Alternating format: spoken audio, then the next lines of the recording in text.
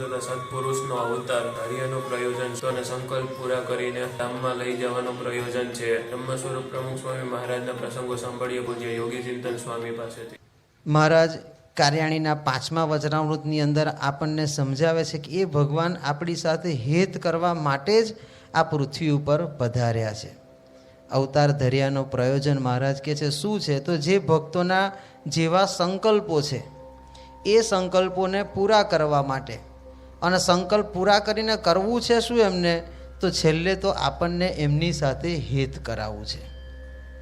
મહંત સ્વામી મહારાજ અને પ્રમુખ સ્વામી મહારાજનું અવતારનું કાર્ય પણ આ જ છે. ગમે એમ કરીને આપણને એમની સાથે હેત થાય અને એના માટે જ આ પૃથ્વી ઉપર પોતે પધાર્યા છે. મહંત સ્વામી મહારાજની એક સ્મૃતિ હું વાત કરું તો સ્વામી નડિયાદ પધારેલા એકવાર, અને એ વખતે સ્વામીની તબિયત બહુ જ નરમ હતી, એટલે એમને આયુર્વેદિક હોસ્પિટલની અંદર રોજ ટ્રીટમેન્ટ માટે જતા. અને ટ્રીટમેન્ટ લઈને પાછા આવે એટલે હું અને દિવ્યનંદન સ્વામી છે ગઢડામાં, અમે બે પહેલેથી બેસ્ટ ફ્રેન્ડ. અમે ભેગા થઈને સ્વામીની સેવામાં જઈએ. અને ભગવાનનું કરવું ને એ વખતે નવરાત્રિ આવી.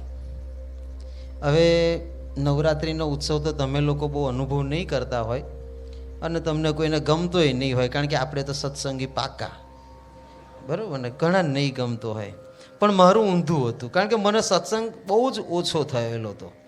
અને મારી લાઈફમાં મને સૌથી વધારે કોઈ શોખ હોય ને તો નવરાત્રિનો હતો. અને એ જ નવરાત્રિમાં સ્વામી ત્યાં નડિયાદ આવ્યા. એટલે પણ તોય શહેરમાં કેવું, અત્યારે સિટીની અંદર અત્યારે તો બંધ થઈ ગયું, પણ પહેલાં 11-12 વાગ્યા પછી જ ગરબાની શરૂઆત થાય. એટલે સ્વામી તો 10 વાગે આવી ગયા હોય. સ્વામી સ્નાન કરીને પલંગ ઉપર સૂવા જાય એ વખતે આપણે એમની સેવા કરવાની હોય. તો એ બધું કરીએ ને તો 11-11:15 થાય. પછી 5-10 મિનિટ સેવકો જોડે બેસીએ અને પછી 11:45 અમે ઘરે જઈએ. એટલે મંદિરમાં બધાને એમ જ થઈ જાય કે આ છોકરાઓ હવે ઘરે ગયા, પણ આપણે સીધા ત્યાંથી ઉપડ્યા હોય નવરાત્રિમાં. અને મારી સાથે દિવ્યનંદન સ્વામી છે ને, એ અત્યારે સાધુ જ છે. એને બિચારાને ખબર નહીં કે હું ક્યાં જઉં છું અહીંથી. એને એમ જ કે આ આપણી જેવો ભગત જ છે, ભગત હોય એને બીજા ભગત જ દેખાય. એટલે એને એમ જ કે આ બિચારો ઘરે જ જતો હશે, પણ હું તો સીધો નવરાત્રિમાં ઉપડું. આ બધી વાત એક મહંત સ્વામી મહારાજને ખબર હોય, કારણ કે અંતર્યામી પણ એ બધું જાણતા હોય. તો બીજે દિવસે ત્રીજે દિવસે મારું રૂટિન ચાલુ રાખી, સ્વામીનું રૂટિન ચાલુ. એક વખત અમે સ્વામીની સેવા કરીને સામે રૂમમાં ગયા, ગમત કરતા હતા. લગભગ 11:15 ઉપર થઈ ગયું હતું. એટલે હું ટાઈમ તો જોતો જ તો, ખારું 12 વાગી ગયા છે, હવે ત્યાં ધીમક ચાલુ થઈ ગયું હશે. એટલે આપણા પગે થોડાક આગળ પાછળ થવા માંડે ને. તો ઘણા ટેવ હોય, અહીંયા આગળ ખાલી મ્યુઝિક એમને એમ વાગે ને તો આમ ચાલુ થઈ જાય. એમ ત્યાં તો મોટા ઢોલ નગારા વાગે એટલે કોણ ઊભું રહે? એટલે હું ટાઈમ જ જોતો હતો ને ત્યાં સ્વામી એમની રૂમમાં સૂતા હતા ને, એકદમ ઊભા થઈને આવ્યા.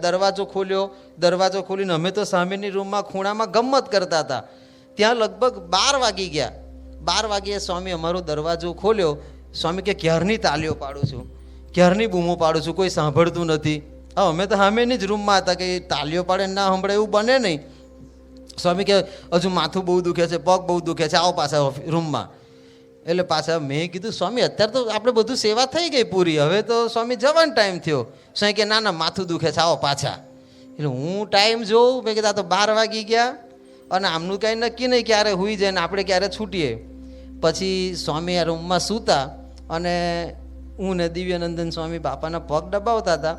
એ વખતે સ્વામી એકદમ મને પૂછ્યું, મને કે તમે અહીંથી છૂટા થાવ પછી ક્યાં જાઓ? મેં સ્વામી ઘરે જઈએ, કારણ કે એટલાથી જ પૂરું થઈ જાય ને, કારણ કે ઘરે જાઓ એટલે 1 વાગી ગયો હોય. મેં કીધું સ્વામી અમે તો ઘરે જઈએ. સ્વામી કે એમને ઘરે ગયા પછી શું કરો? એટલે દિવ્યનંદન સ્વામી બિચારા પણ સ્વામી અમે તો સૂઈ જઈએ ને સવારે વહેલા ઉઠવાનું, સ્કૂલે જવાનું ને. સ્વામી કે તમે કહો તો તું શું કરે? મેં સ્વામી મારું રહેવા દો તમે. તો કે ના તું શું કરે એ તો કે મને. મેં સ્વામી સાચું કહું ને તો હું છે ને તમારી સેવા કરીને ઘરે જઈને સીધું નવરાત્રિમાં જઉં. સ્વામી કે સત્સંગી છે કોણ છે? ખબર પડે છે કે નહીં સત્સંગમાં એને આવું નવરાત્રિ કરવા જવાય? પણ મેં કીધું હું તો હજુ નવો સત્સંગી છું, મને તો એટલી દ્રઢતા નથી. ના કે દ્રઢતા થઈ ગઈ, લાવો પાણી. કે રાત્રે 1 વાગે પથારીમાં બેઠા થયા અને પાણીની બોટલ મંગાવીને 1 વાગે મને એમને નવરાત્રિમાં ના જવાનો નિયમ આલ્યો. પણ આપણને એવું લાગે કે સ્વામી રાત્રે અડધી રાત્રે જાગે અને આપણને આવી રીતે હેત કરાવે. પહેલાં તો 2-3 દિવસ તો કાંઈ ન બોલ્યા, અને ઉડતા અમારા બાપુજી આવ્યા હોય ને મળવા માટે તો સ્વામી અમારા વખાણ કરે, છોકરાઓ બહુ સારા છે, સેવા બહુ સારી કરે છે, ગમે ત્યારે મોડા વહેલા થાય તો એ સેવા એટલું બધું. એટલે અમને કોંટો ચડી ગયો, વાહ ભાઈ વાહ, આપણી સેવા બહુ સારી. એટલે આપણને સ્વામી જોડે હેત એવું થઈ ગયેલું. પછી 3જે દિવસે અમને ઘા મોટો કર્યો કે હવેથી છે ને આપણે નવરાત્રિમાં જવાનું નહીં.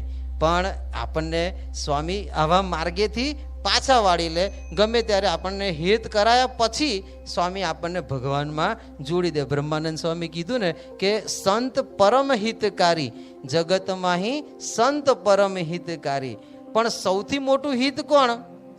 પ્રભુપદ પ્રગટ કરાવત પ્રીતિ, ભરમ મિટાવત ભારી. બીજું બધું તો બીજા કેટલાય હેત કરે છે, એ આપણને પ્રભુપદ પ્રગટ કરાવત પ્રીતિ, આપણામાંથી સ્વભાવ દોષ કાઢી અને આપણને ભગવાનમાં જોડી દે ને, એ મોટામાં મોટું એમનું હેત છે.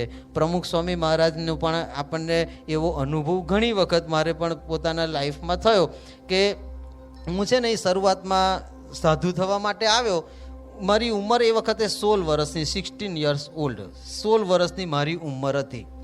અને હજુ તો 94માં મને સત્સંગ લબક ઝબક થયેલો, અને 95માં હું અહીંયા આગળ સાધુ થવા માટે આવી ગયો 1 જ વર્ષમાં. એટલે 1 વર્ષની અંદર, અને એ વખતે કે આટલું બધું સત્સંગનું પ્રચાર પ્રસાર ને એવું બધું એટલું બધું હતું નહીં. પણ થોડોક ટાઈમ માટે મંદિરે ગયા ને મને મન લાગી ગયું ને સાધુ થવાનું નક્કી કર્યું. એટલે હવે નવા એક તો અહીંયા આગળ આવી ગયા હોય, અને અહીંયા આગળ સારંગપુરની અંદર છે ને એ વખત, અત્યારે તો આપણે બહુ મોટી બહુ ધામધૂમ છે, જલસા છે, પણ એ વખતે અમે સારંગપુરમાં હું આવ્યો એક તો નવો, અને ઘરે તો આપણે ધામધૂમ કરતા હોય, મોજ મજા કરતા હોય ને, એ બધું આવે એટલે બધું બંધ.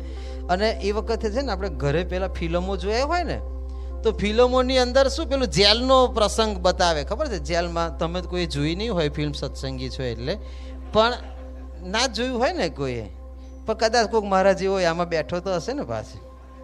પણ એમાં શું થયું હોય કે આપણે ફિલ્મોમાં જોતા હોઈએ કે સારું પેલા જેલમાં કોઈકને કેદીઓ હોય ને પૂરે, અને જમવાનો ટાઈમ થાય એટલે પેલું થાળી ઠન ખખડાવે, એટલે બધા પેલા કેદીઓ છે થાળીઓ લઈને આવી જાય, અને પેલો જેલર હોય આમ કરીને નાખે, પીરસે.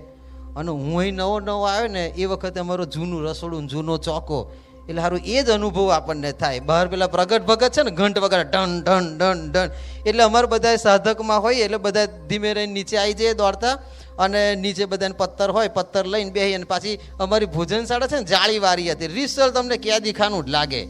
અને અમે પથ્થર લઈને ગોઠવાઈ ગયા હોય, ને બધા સંતો પીરસવા નીકળ્યા હોય, અને સંતો તો જે હોય ને એ થડથડ નાખવા જ માંડે. અને સારું આપણને રડવું આવે કે આ શું કરે છે આ લોકો. જાહેરમાં રડાય ને, એટલે પથારી પાથરી હોય ને એ વખતે હવની પથારી હોય એમાં માથે ઓડીને રડ્યા કરું. મેં આ હું ક્યાં ફસાઈ ગયો, અહીંયા આ ધંધે લાગી ગયા આપણે. પણ આપણે અહીંયા આગળ એવી રીતે આવી તો ગયા, અને એટલી બધી આપણને સત્સંગની દ્રઢતા પણ નહીં. એટલે અહીંયા આગળ આવ્યા પછી મોટી વસ્તુ શું છે, આપણું ઘરનું કશું ભૂલાય નહીં. અને ઘરે હતા ને ત્યારથી આપણને 2 શોખ વધારે હતા. એક નવરાત્રિનો તો આપણે વાત થઈ, ને બીજું કપડાનો અને ચંપલનો મને છે ને અતિશય શોખ. એટલે અહીંયા આગળ આવ્યા પછી તો હવે એ બધું બંધ થઈ જાય. અને એ વખતે કપડાં ધોવા માટે જેમ અત્યારે સર્ફ એક્સલ પાવડર ને બધા સારા પાવડર આપે, એ વખત અમારા ગુરુજી સંત હતા સંત પ્રિય સ્વામી, અત્યારે ધામમાં ગયા, પણ એ શું કરે, પેલો નિરમા પાવડર હોય, વોશિંગ પાવડર નિરમા વાળો, એ નિરમા પાવડરની 1 ચમચી નાખે, અને ધોવાનો સોડા હોય, હાવ એને કશું એને તમે ગમે એટલું ઘસો ને ફીણ સિવાય બધું નીકળે, પાણી આપણું નીકળે પણ કપડામાં ફીણ ન થાય. અને એવો પાવડર અમને નાખીને આપે. મેં કીધું આમાં કપડાં કેવા થાય, ઉડતા ધોરા કપડાં ને એ પીરા ડાઘા પડી જાય. એટલે પછી અમે એટલે હું એક જ એવો હોઉં તો મેં ઘરેથી મંગાવ્યો એરિયલ પાવડર. એ વખત છે ને ટાઈડ પાવડર આવતો, તો ટાઈડ પાવડર ઘરેથી મંગાવ્યો. અને અમારું ધોબી ખાનું હતું, ધોબી ઘાટ, ત્યાં આગળ ખાડો કરીએ. અને આપણે પેલું બધું જોયેલું થાય ને, કૂતરા રહેતા હોય, કૂતરા ખાડો કરે, પછી એની અંદર બેસી જાય, અને પછી જાય ત્યારે ખાડો હરખો કરી નાખે. એટલે અમે ત્યાં ધોબી ઘાટમાં ખાડો કર્યો, મારો પાવડર એમાં હંતાડી દીધો, એની ઉપર ઈંટ મૂકી અને બધું હંતાડી દીધું, એટલે કોઈને ખબર ના પડે. પણ એ કપડાં ધોવા માટે જ્યારે પાવડર વાપરીએ પછી એ પાવડરની સુગંધ બહુ આવે. પણ એટલા નાના ને કે આપણને ખબર ના પડે, ખરું આપણા કપડાની સુગંધથી લોકોને ખબર પડી જશે. એટલે આપણે તો ચટક મટક ચાલતા હોય, પણ બીજા બધાને ખબર પડે કે હા આજે કંઈક કાળું ધોળું કર્યું લાગે છે. અને અમારા માથે 6 ગુરુજી સંતો અમને ચેક કરતા હોય ને એવી તો મને ખબર જ નહીં, સપનામાંય ખ્યાલ નહીં કે અમારા માથે 6 જણ છે જોવાવાળા. આપણને તો સ્વામી જોડે ફરતા હતા ને સ્વામીએ નારાયણ મુનિ સ્વામી જ્ઞાનેશ્વર સ્વામીને કીધેલું કે આને તમે સાધુ થવા લઈ જાઓ. એટલે આપણને કેફ હતો કે જોયું આપણને બાપાએ મોકલ્યા છે અને બાપાના જેની ઉપર 4 હાથ હોય એને શું થાય? જાકો રાખે સાયા માર શકે ના કોઈ. ભગવાનના 4 હાથ છે, બાપાએ આપણને મોકલ્યા છે. એટલે એમાંય વટમાં હતા. અને અહીં આવીને મેં કીધું ને આવા બધા કપડાં પહેરીએ. બીજો અતિશય શોખ છે ને ચંપલનો. ચંપલ આખો દિવસ હું કાઢું જ નહીં ક્યાંય. એ સવારે ઉઠીએ ને એટલે પહેલાં બેડિંગમાંથી ઉતરી પહેલાં ચંપલ, પછી બેડિંગ વારવાનું. અને નાહવા જઈએ ને તો બાથરૂમ સુધી ચંપલ લઈને જવાનું, પછી તરત પાછા ચંપલ પહેરી. અતિશય શોખ. અને એ વખતના જમાનામાં હું છે ઓપન, અમારા જમાનો એટલે બહુ દૂર નહીં, 95, પણ વેલ્વેટના ચંપલ અહીં સારંગપુરમાં પહેરતો. અહીંયા સ્લીપરના ઠેકાણા નહોતા કોઈ. સારંગપુરના સંતો ઘણા તો બિચારા સ્લીપરે નહોતા પહેરતા. એમાં હું વેલ્વેટના ચંપલ પહેરું ને એની પર સિલ્વર પટ્ટી મારું. એટલે લોકોને તો કેટલું આમ લાગે, ઓહો આ તો કોઈક એક્ટર આવ્યો હોય ને એવી રીતે. અને આપણને એવો જ શોખ હતો કે આપણે લોકોથી જુદા દેખાઈએ. પણ આવી રીતે હું તો રહેતો. અને કપડામાં કેવું હોય કે આ બધા કપડાં અમારે કોઈક સાધકભાઈ ઘરે ગયા હોય તો એ બિચારા સારી રીતે એના કપડાં સાચવતા હોય, એટલે એ ઘેર જાય ને એટલે એના ખાનામાંથી હું એના કપડાં કાઢી લઉં અને એનું નામ તો લખ્યું એને જ ચેકી નાખીએ અને મારા કપડાં એના ખાનામાં મૂકી દે. પછી એ પાછો આવે એટલે તરત એને ખબર પડે. એટલે બધી ફરિયાદો થાય, બોલે કરે બધાય. પણ આપણને ખબર નહીં ને આ બધી વાત ગુરુજી સંતોએ પ્રમુખ સ્વામી મહારાજને કરી. અને પ્રમુખ સ્વામી મહારાજ એ વખતે સુરતમાં જન્મ જયંતિ 96માં હતી. પછી સંતોની શિબિર હતી સાંકરીમાં. એટલે અમને બધા, મને અને દિવ્યનંદન સ્વામીને બેઉને સાધકમાં જતા અમને બેને બોલાયા ત્યાં સાંકરીમાં. સાંકરીની અંદર અમે ગયા અને કોર્ટમાં કેમ કેસ ચાલે એમ બાપા સોફા પર બેઠા હોય, એક બાજુ જ્ઞાનેશ્વર સ્વામી, નારાયણ મુનિ સ્વામી અને અમે 2 કેદીમાં 2 સામે હાજર. પછી મુનિ સ્વામી કીધું સ્વામીને કે સ્વામી તમે આને બોલાવતા હતા ને એ અત્યારે આવી ગયો છે. એટલે આપણને તેમ કે હવે આમાં શું બાપા બોલાય એટલે આનંદ કરશે. સ્વામી કે શું કરે છે તું? બસ બાપા આપની આજ્ઞા છે, સારંગપુર રહીએ છે. શું સારંગપુર રહીએ છે? ભાન પડતી નથી તને? હારા કપડાં પહેરવાનું, રોફ મારીને તારે ક્યાં જવું છે? કે ચંપલ હારા પહેરો, કોને બતાવું તને? એમ કે શહેરમાંથી એટલે લોકોને ભપકો પાડી દઈએ. શું કરવાનું? એના માટે તને મોકલ્યો છે અહીંયા સાધુ થવા. અને પેલી AK-47 ધડ છોડી દીધી સ્વામીએ. અને હું તો આમ સામે જોઈ મેં શું આટલું બધું કેમ બોલવા માંડ્યા. પછી એમને તો છેલ્લું શસ્ત્ર શું છોડી દીધું, મુનિ ભલે મેં આ લોકોને હું લઈને આવ્યો પણ જો તમને લાગે ને તો દીક્ષાને તાર ઘર ભેગા કરતો 2 જણને મારી નાખ્યા. કીધું હવે આપણને ઘર ભેગા કરે. અને આપણે તો ઘરેથી બધી ધામધૂમ કરીને આવેલા, અહીંયા ગંડાગર યાત્રાએ કાઢેલી બધું કાઢીને અહીંયા આવી. હવે ઘેર જાય તો લીલા તોરણે કેમનું પાછા જવું? એટલે હું તો એવો ગભરાઈ ગયો એકવાર તો. અને દિવ્યાનંદન સ્વામી મારી જોડે. સ્વામી બોલ્યા જેટલું ખકડે તો રડવા માંડ્યા ત્યાં ત્યાં. અને આપણને કેવું હોય કોઈક માણસ રડે ને એટલે એ બિચારો ગમે તેવો હોય ને સાચો જ લાગે આપણને. એ તો બિચારો નિર્દોષ છૂટી ગયો. અને મને સારું રડવું ન આવે. અને બાપાને આગળ કે ચૂંટલા ખણાય છે કે રડવું આવે. અને સ્વામી તો બોલ્યા કરે. અને મુનિ સ્વામીને કહી દીધું કે આને ઘર ભેગા કરતો, આપણે કંઈ સાધુ નથી કરાવવા, એના માટે અહીંયા સાધુ થયા તો તને ભાન પડતી નથી, તું લાલચું છે 1 નંબરનું બધું ભેગું કરે છે. અર મેં કીધું આ તો ભારે કરી.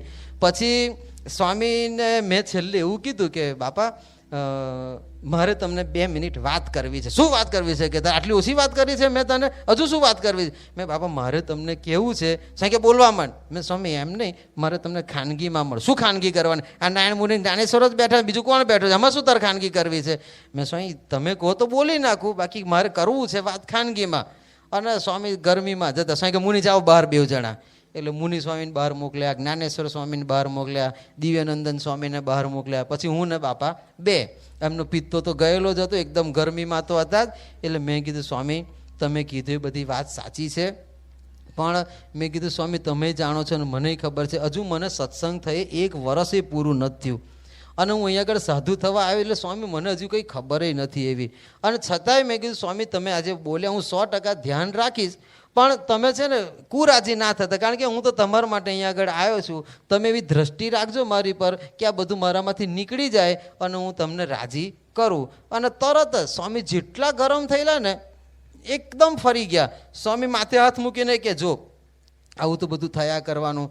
આપણે શેના માટે સાધુ થવા આવ્યા? આપણે યોગી મહારાજ શાસ્ત્રી મહારાજને રાજી કરવા માટે સાધુ થવા આવ્યા, અને આવું બધી આપણામાં ખોટ રહી જાય તો ભગવાન રાજી ના થાય. તો આપણે છે ને ધીમે ધીમે, ભલે અત્યારે બધું ગમે તેવું હોય, પણ ધીમે ધીમે બધું છોડતા જવાનું. આપણે તો ભજન કરવા માટે અહીંયા આવ્યા, રાજી કરવા માટે આવ્યા. અને એટલા પ્રેમથી સ્વામી જેટલા ગરમ થયેલા ને એટલા જ પ્રેમથી સ્વામી ત્યાં પાછા આપણને સમજાવવા માંડ્યા. અને થોડીક વાર થઈ, સ્વામી આગળ બધી વાતચીતો થઈ, અને પછી હું સ્વામી આગળથી બહાર નીકળ્યો. પણ એ વખતે સ્વામી જેટલા ગરમ થયેલા, અને ગરમીમાં હું સ્વામીને સામે બેહી રહ્યો, એ આપણી સામે બધી વાતો કર્યા કરતા હતા.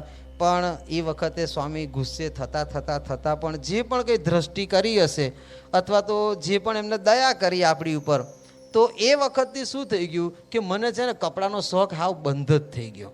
પછી એ 1996ની સાલ, ત્યાર પછી ક્યારેય છે ને મને નવા કપડાં લીધા જ નથી.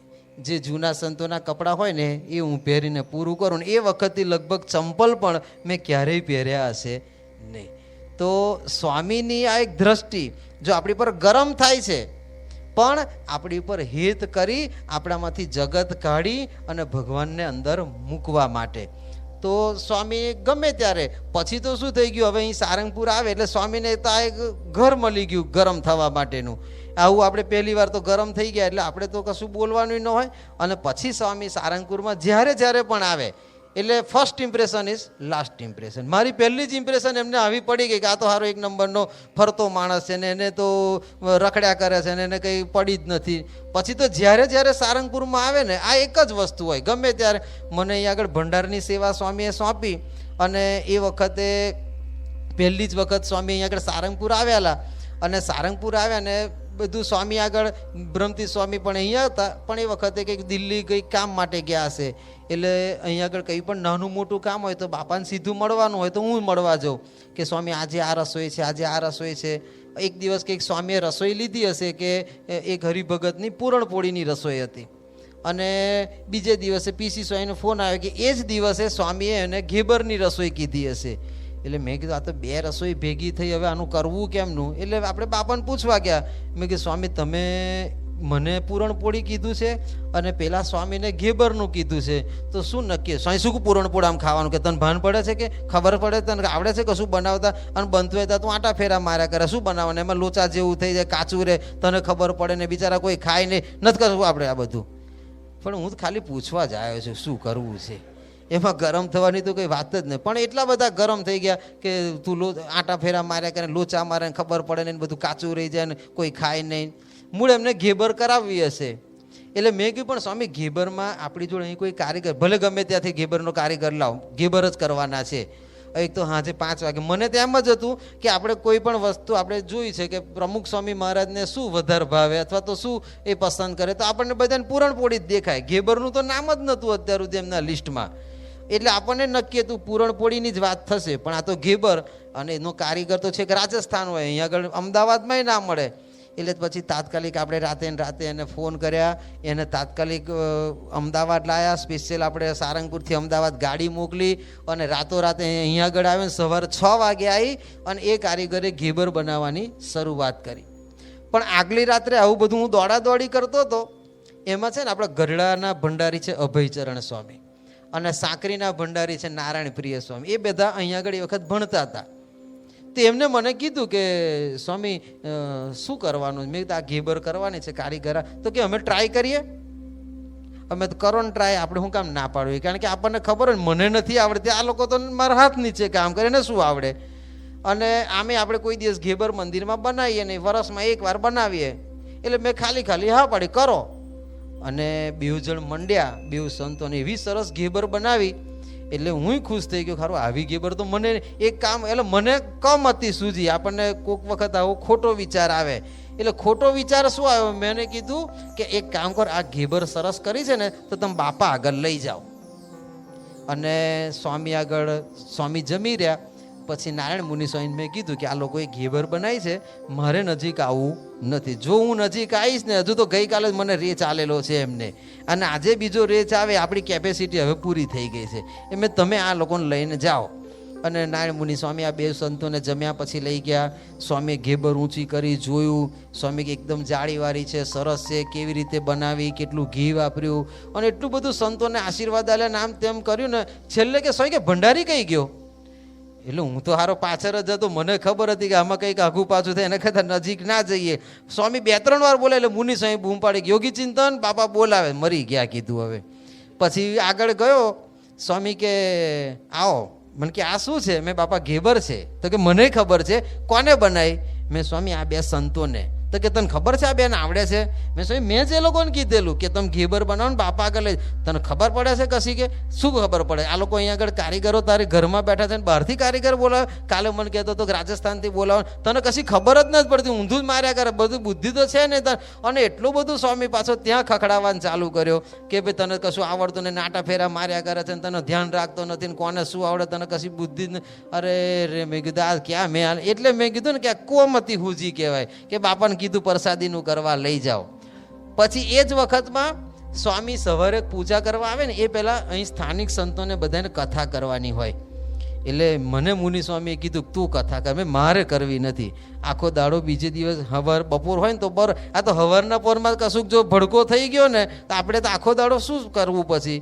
એટલે મેં મારે કરવી નથી કથા. પણ મુનિ સ્વામી બહુ આગ્રહ કર્યો એટલે આપણે કીધું વાંધો નહીં, કારણ કે કથા ક્યારે પૂરી કરવી ને ચાલુ કરવી તો આપણને ખબર હોય. આમ રૂટિનમાં સંતો શું કરે કે સ્વામી સ્ટેજ ઉપર ચઢવાની શરૂઆત કરે ને એટલે કથા બંધ કરી દે. સ્વામી બેસી જાય ગાદી ઉપર એટલે સંતો આશીર્વાદ લેવા જાય. મને આ રોજની રૂટિનની ખબર હતી પણ આપણે તો જવાનું જ નહોતું, અને છતાંય કોઈને ખબર ના પડવી જોઈએ કે યોગી ચિંતન બાપાથી દૂર ભાગે છે. એટલે બધી ટેકનિક કરવી પડે. એટલે શું કર્યું મેં? સ્વામી કથા પૂજામાં બેસી ગયા અને સ્વામી પહેલાં શું કરતા? સ્વામી પૂજામાં બેસે એટલે પહેલાં ધ્યાન કરે, આંખો બંધ કરે, પછી સ્વામી તિલક ચાંદલો કરે. એટલે મેં જોઈ લીધું કે સ્વામી હજુ આંખો જ્યાં સુધી મીચે નહીં ને આંખો બંધ કરે ને પછી જ આપણે ઊભા થઈને જઈએ. એટલે શું કે કોઈને ખબર ના પડે કે યોગી ચિંતન બાપાથી દૂર જાય છે. એટલે હું ધીમે રહીને સ્વામી આંખો બંધ કરીને પછી મેં જય બોલાઈ અને જય બોલાઈને સ્વામીને પગે લાગવા ગયો. પણ સ્વામીની ટેવ, સ્વામીને ખબર હતી કે આ છે ને મોડો જ આવવાનો છે. એટલે સ્વામી આમ આંખો બંધ કરે, ખોલે બંધ, અને હું ગયો ને એ જ વખતે એમને આંખ ખોલ નાખી. અને જેવી આંખ ખોલીને તરત સ્વામી મને કે શું કથા કરી? તું બોલ બોલ કરે છે, ખબર પડે છે તને? બોલે તારા જીવનમાં ઉતારે છે બધું, અને જેમ તેમ બોલવા કરે છે, ગમે એની જોડે ઝઘડી પડે છે. એટલે મેં કે પણ સ્વામી હજુ તો પૂજા ચાલુ નથી, આપણે માનસી કરવા. સ્વામી કે પછી તું ક્યારે હાથમાં આવવાનું? પછી તું મારી સામે આવતો નથી, મારી આગળ દેખાતો નથી, એટલે જ મારે તને અત્યારે બધું કહી દેવું પડે. અને એટલું બધું સ્વામી હવારના પૂજામાં જ હજુ તો માનસી કરીને આંખો માંડ ખુલેલી, એમને માનસી પૂરી નથી કરી. એ પહેલાં તો પાછું AK-47 છોડી દીધી. અને બધા જેમ તમે હશો ને એમ સામે બધા હસતા હતા. એ વખતે સંતો બધા જોઈને જ બેઠા હોય એટલે સંતોય બધા તાલીઓ પાડે ને હસવા માંડ્યા. મેં કીધું આમાં સારું આપણે પાછું બેસવાનું તો એ લોકોને જોડે જ નીચે જઈને. એટલે પછી બધું પૂરું થયું. સ્વામી મેં કીધું હું સાંજે મળવા આવીશ આપને, અત્યારે આ પૂજા કરી લો. પછી તો સ્વામી ચાલુ જ રાખ્યું પણ હું નીકળી ગયો. હવે બેસવાનું બધાને જોડે જઈને, હવે ત્યાં બધાને જોડે બેસે. શું કહેતા હતા બાપા? મેં બાપા પૂછતા હતા બેટા રાજી છે ને, મજા આવે છે ને, સત્સંગ બરોબર થાય છે ને? મેં કીધું બાબા હો શાંતિથી સત્સંગ કરીએ છીએ. તો મને ખબર સ્વામી શું બોલ્યા હોય. પણ આવી રીતે સ્વામીએ ઘણી વખત આપણી જોડે પુણ્ય પ્રકોપ રાખ્યો. પણ છેલ્લે તો એમને એવી દ્રષ્ટિ રાખી જ્યારે સ્વામી અહીંથી સુરત જવાના હતા અને એ વખતે ભદ્રેશ સ્વામી ખેંચીને બાપા આગળ લઈ ગયા ને એ વખતે સ્વામીને ભદ્રેશ સ્વામી કીધું બાપા આ યોગી ચિંતનને તમે બોલો છો કરો છો ને એટલે થોડોક તમારાથી ગભરાય છે અને તમારાથી થોડોક દૂર રહે છે.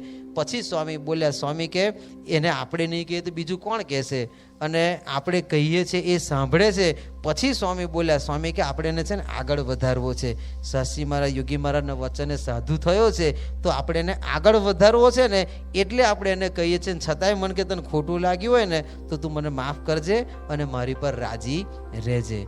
તો સ્વામી આપણને બોલે કરે કંઈ પણ કરે તો એના અંતરમાં ભાવ શું છે તો આપણને આ દેખાડે છે કે આપણને આગળ વધારવા છે. અને આપણે કેમ કરીને મહારાજને સ્વામીને રાજી કરીએ એ માર્ગ આપણો આઘો પાછો ન થાય. સત્સંગમાં આવ્યા છે એના માટે તો ભગવાનને રાજી કરવા, અને અહીંયા આગળ આવ્યા પછી જો આપણે આડાવડા રસ્તે જતા રહીએ તો એ એમને પોસાય એમ નથી. એટલે ગમે એમ કરીને વળીને કરીને બોલાવી ચલાવી ગમે એમ કરીને પણ આપણને સ્વામી પોતાની સાથે રાખે, એ આપણી સાથે હેત કરે, આપણને હેત કરાવે અને પછી આપણને ભગવાનની સાથે જોડી દે. એટલા માટે બ્રહ્માનંદ સ્વામી કહે છે કે સંત પરમ હિતકારી, જગતમાં હિ સંત પરમ હિતકારી. તો આવા પ્રમુખ સ્વામી મહારાજ અને આવી જ રીતે મોહન સ્વામી મહારાજ પણ અવારનવાર આવી સ્મૃતિ આપી અને આપણને અખંડ ભગવાનમાં જોડેલા રાખે છે. તો મહારાજના ચરણોમાં પ્રાર્થના કરીએ કે જેમ મધુરવદન સ્વામીએ કીધું કે એ તો આપણને હેત કરે છે, આપણે પણ એમને એવું ને એવું એમની સામે હેત કરી અને એમનો દાખલો સફળ કરીએ. સ્વામિનારાયણ ભગવાનની જય.